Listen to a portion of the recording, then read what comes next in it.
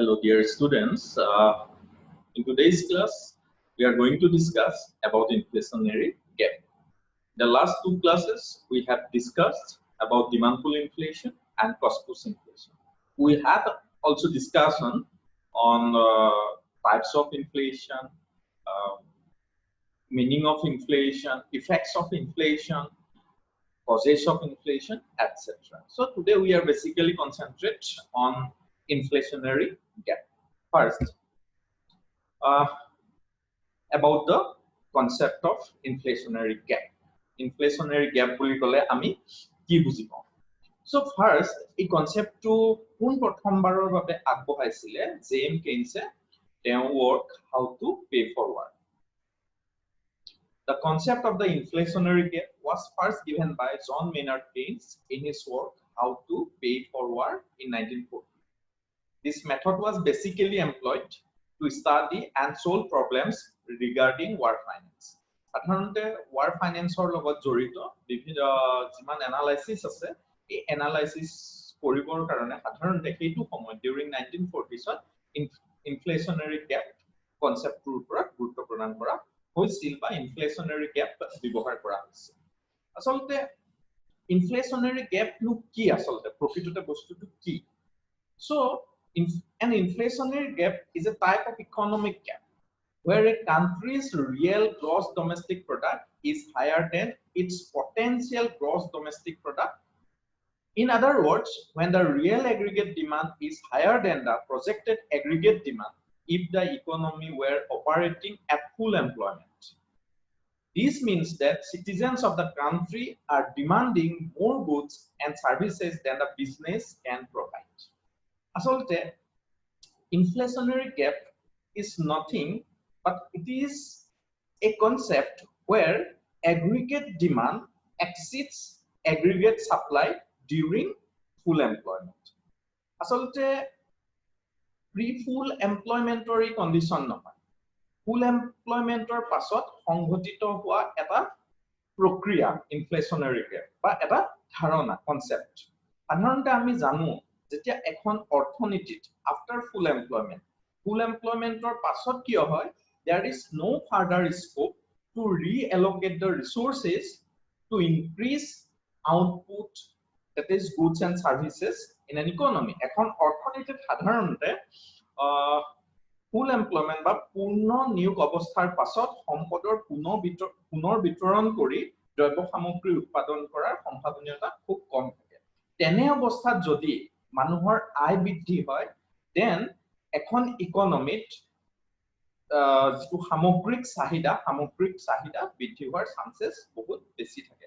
গতিকে এখন অৰ্থনীতিৰ যিটো প্ৰকৃত আউটপুট বা যিটো দ্ৰব্য সামগ্ৰীৰ যোগান এই দ্ৰব্য সামগ্ৰীৰ যোগানতকৈ যেতিয়া দ্ৰব্য সামগ্ৰীৰ চাহিদা বাঢ়ি যায় ফুল এমপ্লয়মেন্টৰ পাছত তেতিয়া অৰ্থনীতিখনত এটা গেপৰ সৃষ্টি হয় আৰু সেই গেপটোকে ইনফ্লেশনাৰী গেপ বুলি কোৱা হৈছে।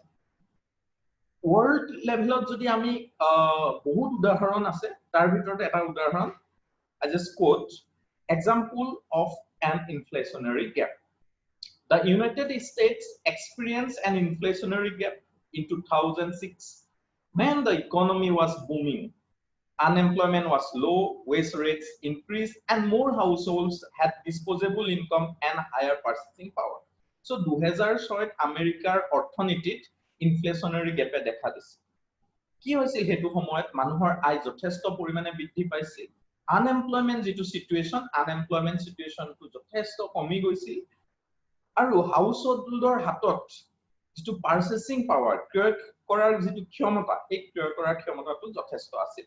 হেতু কাৰণে 2006 আমেৰিকাত যিটো aggregate demand was more than the aggregate supply and that is why a gap was arise and that is termed as inflationary gap.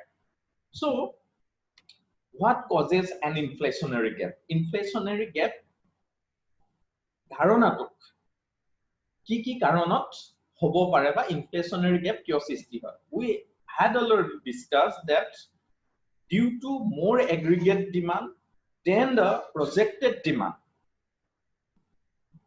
which can be caused by two different things. Inflationary gaps occur when aggregate demand is higher than the projected demand.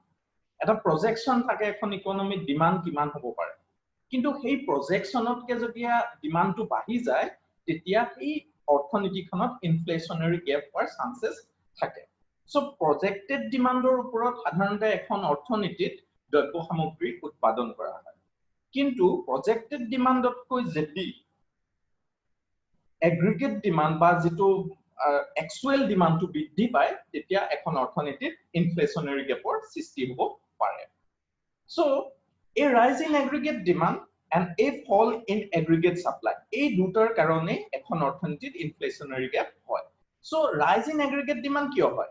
Rise in aggregate demand arises because lower unemployment, a rise in consumer confidence, that means the purchasing power of the consumer will be more, an increase in government expenditure. Due to more government expenditure, the money will flow to the pockets of the citizens of the economy, or an increase in the private investment.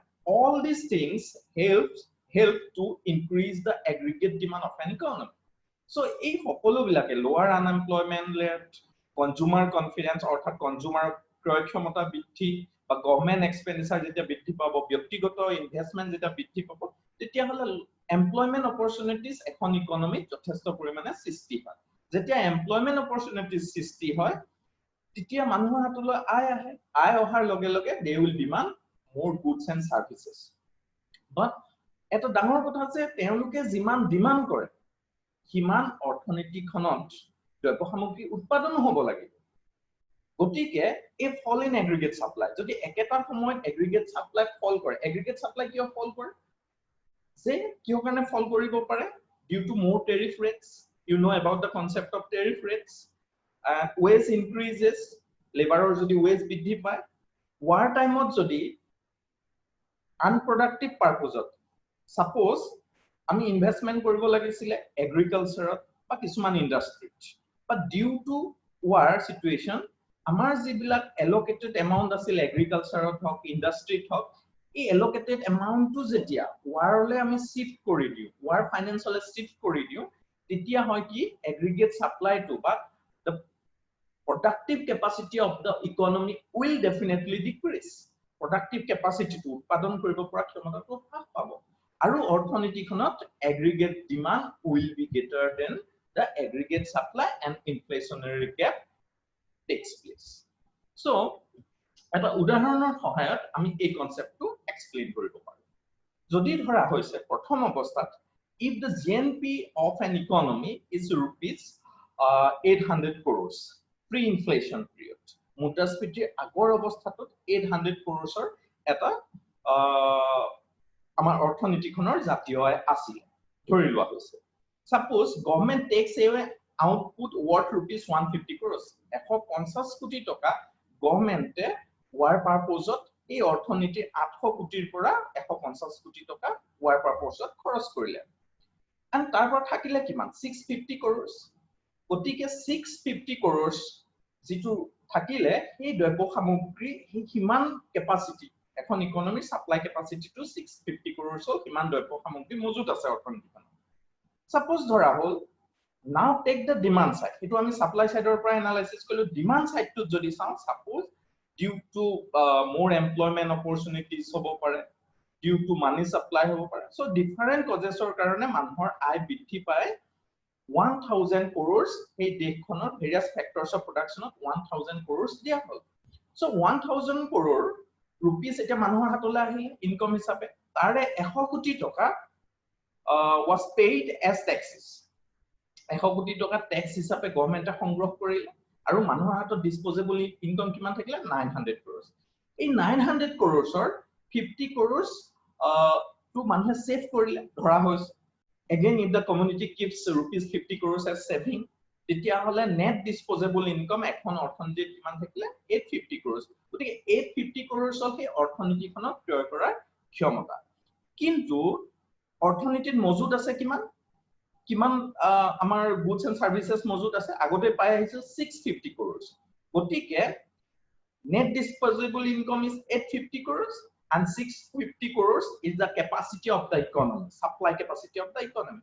আৰু হেইটোৰ মাজত gap কিমান থাকি গল 200 crores এটা gap থাকি গল আৰু হেই যিটো 200 crores এটা gap থাকি গল এই 200 crores কে আমি কি বুলি কওঁ ইনফ্লেশনাৰী গেপ বুলি ক'ব পাৰো নেক্সট এটা ডায়াগ্ৰামৰ জৰিয়তে আমি এই কথাখিনি এক্সপ্লেইন কৰিম we can explain the inflationary gap with the help of a diagram so at the initial stage OY is the income line it is 45-degree line and it shows the equality between income and expenditure. So at the initial stage, the economy was at point E0, that is the full employment level, where the output equilibrium level of output or full employment level of output was OY0. So প্ৰথম অৱস্থাত অৰ্থনীতিখনৰ ভাৰসাম্য বিন্দুটো আছিল E0 আৰু এই বিন্দুটোত ভাৰসাম্য উৎপাদন আছিল পুনৰ নিয়োগ অৱস্থাত OY0. Suppose due to improvement in the income of the citizens of an economy, এখন ইকোনমিৰ অৰ্থনীতিত থকা মানুহৰ যদি আয় বৃদ্ধি হয় তেতিয়া হলে the aggregate demand curve will shift and from C plus I plus Z to C dash plus I dash plus Z dash. So that is why the new equilibrium point will shift from E0 to E1. গতিকে নতুন ভাৰসাম্য বিন্দুটো হ'ব E0 to E1. Clear? So Himan demand বাঢ়ি গল কিন্তু এখন অৰ্থনীতিত ক্যাপাসিটিটো কিমান আছিল অৰ্থনীতিৰ ক্যাপাসিটি OY0 কিন্তু OY0 নততে স্ট্যাগনেন্ট হৈ থাকিব ইকোনমিখন কিন্তু আমাৰ ডিমান্ড কিমানলে বাঢ়ি গল ডিমান্ড E0 Y0 আছিলে ডিমান্ড কিমান দলে বাঢ়ি গল C plus I plus G ৰেখাডাললৈ আমি পালো গতিকে যেটো E1G বিন্দু সেই E1G বিন্দুটো হ'ব ইনফ্লেশনাৰী গ্যাপ সো ইমানখিনি ক্যাপাসিটি আমাৰ অভাৰ মানে মানুহে বিশেষকে বেছিকে ডিমান্ড কৰিছে এগ্ৰিগেট ডিমান্ডটো বেছি হৈ আছে then aggregate supply of the amount E1G গতিকে E1G amount টো হ'ব সেই অৰ্থনীতিখনৰ ইনফ্লেশনাৰী গ্যাপ যদি পুনৰ নিয়োগ অৱস্থাত মানুহৰ আয় বৃদ্ধি হয় ডিমান্ড বৃদ্ধি হয় that output will remain constant but easy to demand to aggregate supply কে যেতিয়া বাঢ়ি যাব তেতিয়া অৰ্থনীতিখনত কি হোৱাৰ চান্সেছ আছে যে inflationary gap হোৱাৰ চান্সেছ আছে so E1G is the inflationary gap so আমি inflationary gap মানে আজি সম্পূৰ্ণৰূপে জানিলো if you have any kind of queries if you have any kind of doubts kindly put in the comment box thank you in the next class we will also discuss some related concept of inflationary gap thank you